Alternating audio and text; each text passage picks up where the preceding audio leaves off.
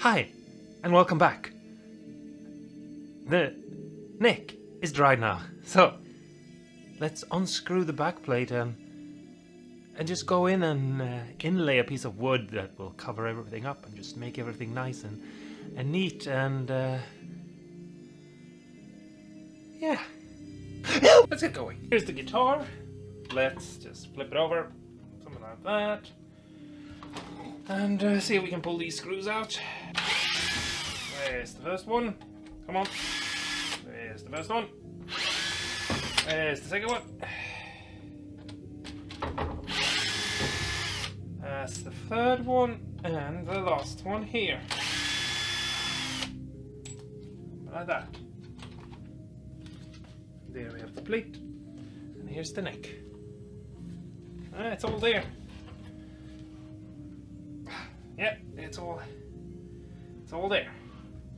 Okay, first, let's take some of this off.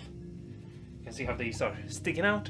Let's just get them down to size. If you have a template that you've shaped like this, you can put it down and you can have the router just sitting on top of it. Not like this, I have to adjust it, but you can have it sitting like this with the blade exposed underneath, and then you can just move up and walk across something.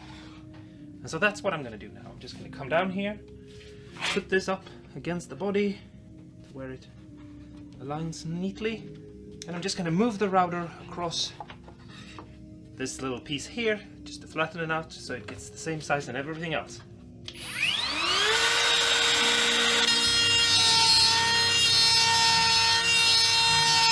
Something like that. You see? I'm going to do this part here and I'll be right back. So now, before we inlay this big piece of wood that is going to fill up all these cracks and remove this back here and make everything look nice and smooth and amazing, we're going to put these wooden plugs in here. Because this neck is securely glued in place, but I want just a little bit extra security just in case something goes wrong. And also because I don't necessarily completely trust any of the parts that are here right now. So I have a drill bit here with a piece of tape that shows me how far I can go, and I'm just slowly drill these holes out to the correct size. Another reason why I'm inlaying this big piece of wood here is because I'm inlaying a harder piece of wood to stabilize all of it. This is very soft, spongy wood, probably not very good for guitar building, but the Siberian Larch is gonna help stabilize everything.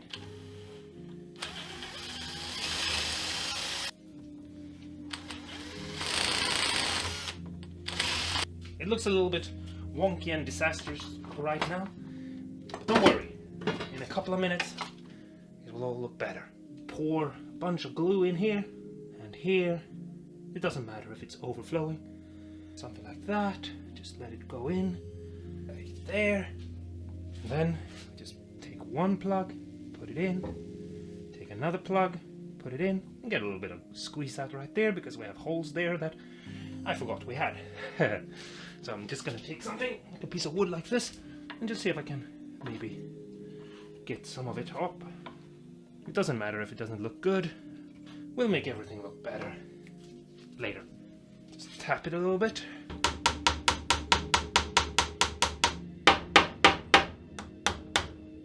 Like that.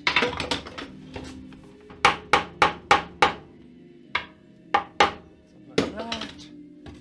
You can actually hear on the hits of your hammer if you're reaching the bottom. So listen and pay attention to what you're doing. Just gonna clean off the glue while it's still possible, because once it's dried it's not gonna be. So there we have it. Now I'm just gonna lean the guitar up against the wall like this, I think, actually, just because if the glue goes anywhere, I'd like it to be pouring down and not onto the neck. If it gets on the body, it doesn't matter, because we're gonna sand everything. But there you have the guitar right now. It looks like a disaster. I love it. So, while we wait for the glue to dry, I'm just gonna take a break for a bit, and we'll be right back. Just leave the glue to dry for a little while, you know. See you in a bit.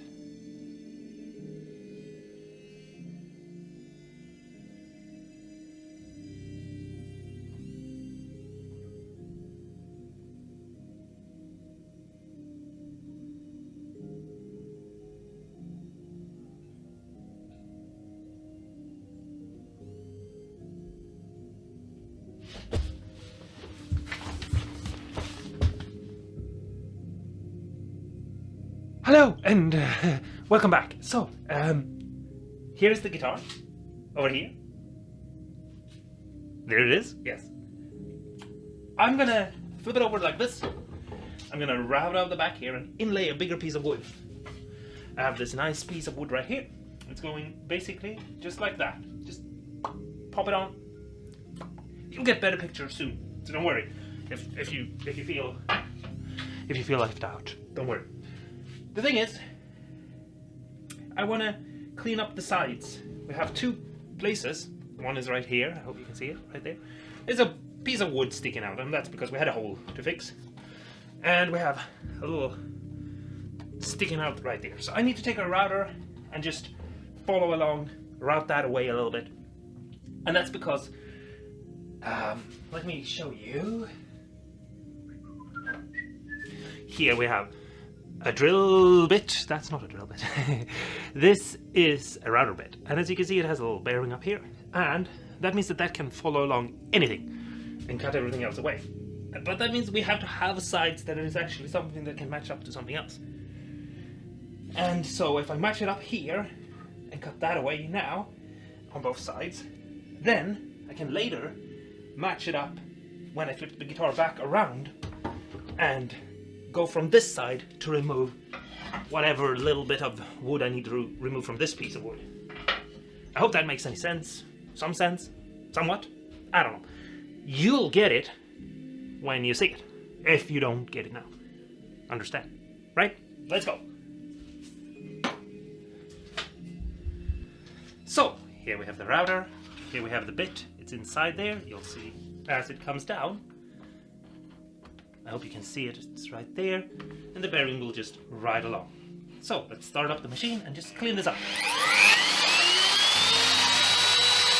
So we're really soon gonna flip over and work on the neck, but first I just wanted to point out, because I know someone is probably screaming at, you know, the screen that I should have put down some tape or something and done, you know, a perfect match-up with tape so I didn't go into the paint job, but it really doesn't matter. On this guitar, the paint is basically on top, and there's a clear coat and everything sealer underneath, and just scratching up the paint doesn't mean anything. If I take something like, I don't know, a razor blade, and I just do this for a little bit, you can see how I immediately remove it. So it really doesn't matter. Like this horn right here, you can see how it's scuffed up. You can't actually really feel that it's scuffed up. Yeah, I mean a little bit. It needs a little bit of sanding, but it looks on camera like it's completely smashed and destroyed, but it's not. It's just the paint have been rubbed off a little bit by, you know. This is a cheap guitar, and we're making it awesome. So let's switch over to the neck and take a look at that joint right there and see what's happening, and maybe we can do something about it. Alright, so in order for the router to be able to come up here and be close enough to this edge, we need to flatten this area here out a little bit. Just so, you know, nothing weird happens. And so I'm going to take a rasp and just knock these studs down a little bit. You can go over them with a router as well if you want to, and I might actually do that. And now we can just take the router and come in here and just try to knock this corner here off as much as possible.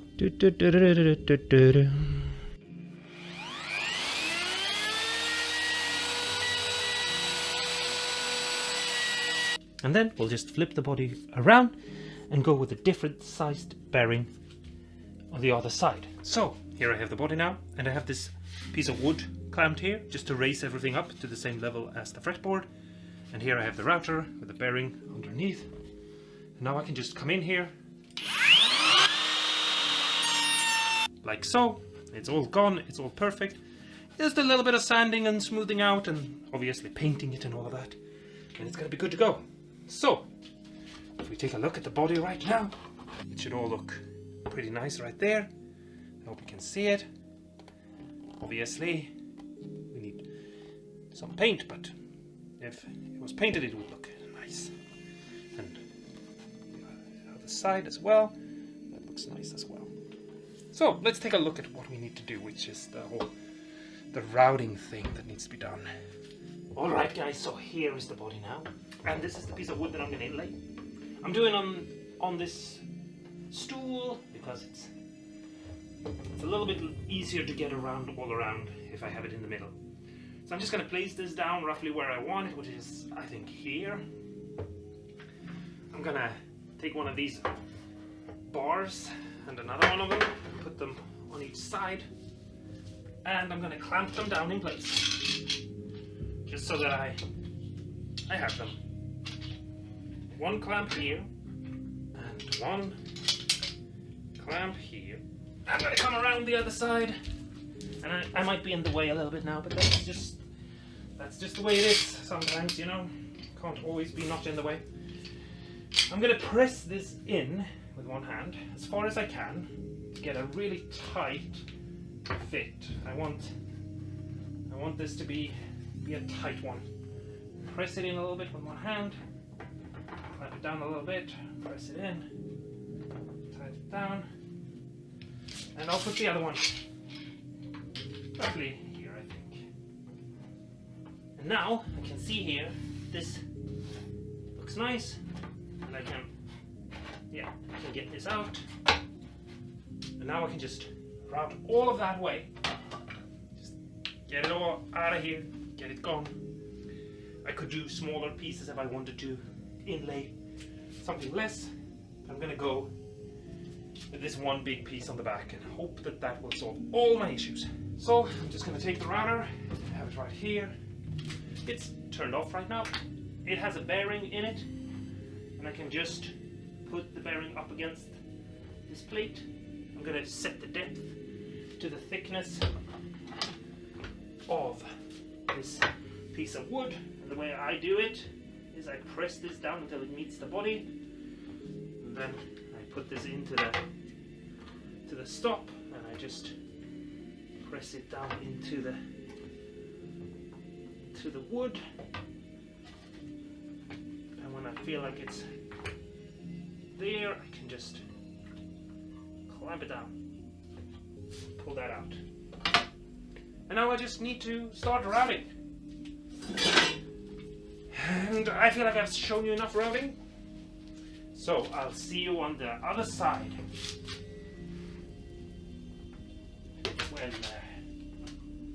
when I'm done with the routing.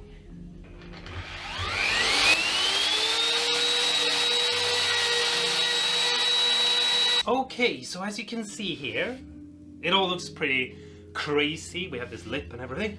And I did have the two plates probably not secured enough, but yeah, as you can probably tell, it moved a little bit. I got a little bit of wonkiness.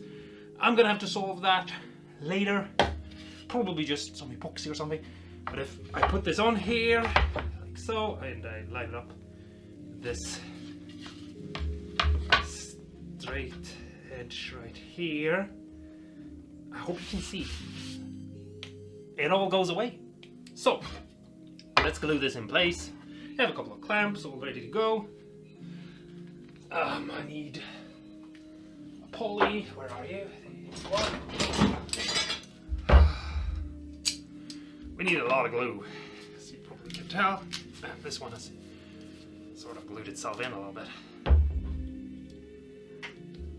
put the dab down, something like that. That's probably a little bit more than I was bargaining for, but okay, we have it. And then just let's put this one down. This glue doesn't dry super quick, so the fact that I have a puddle log in there isn't that big of a deal. Scrap piece of wood. Smear the wood, the glue I mean, around. Even everything out a bit. Just get it in everywhere.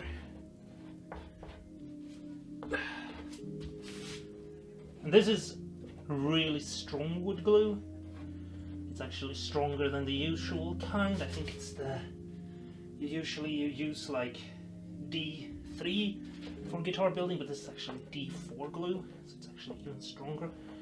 So if anyone wants to know, I'm used to using D3 as everyone else, but I thought, you know, I've been building guitars with that for 10 years, time to try something else. So this year I'm building guitars out of D4. To some of that's just, you know, going right by. You don't know what I'm talking about. But basically, there are different kinds of strength, of different kinds of glue. So, put this on. Make sure it gets in there. Line it up. And we'll put a clamp on it. See if we can put one here. And this is why they say you can never have too many clamps, even though you can have too many clamps, because at some point you don't even know what you're doing anymore.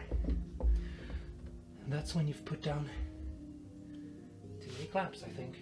Maybe. The important part is that nothing gets damaged, like the neck, for example. And we'll clean up all the squeeze out later. As long as nothing gets on the neck, it hardly matters. If that doesn't look like art to you, I don't know what is. The art of crazy guitar building.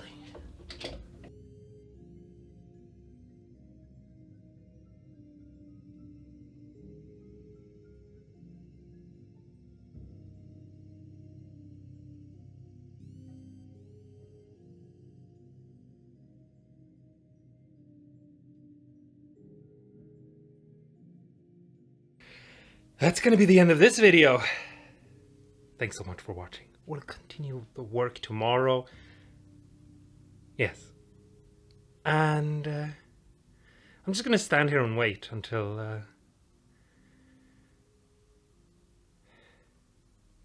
I don't know. I'm just gonna stand here, okay?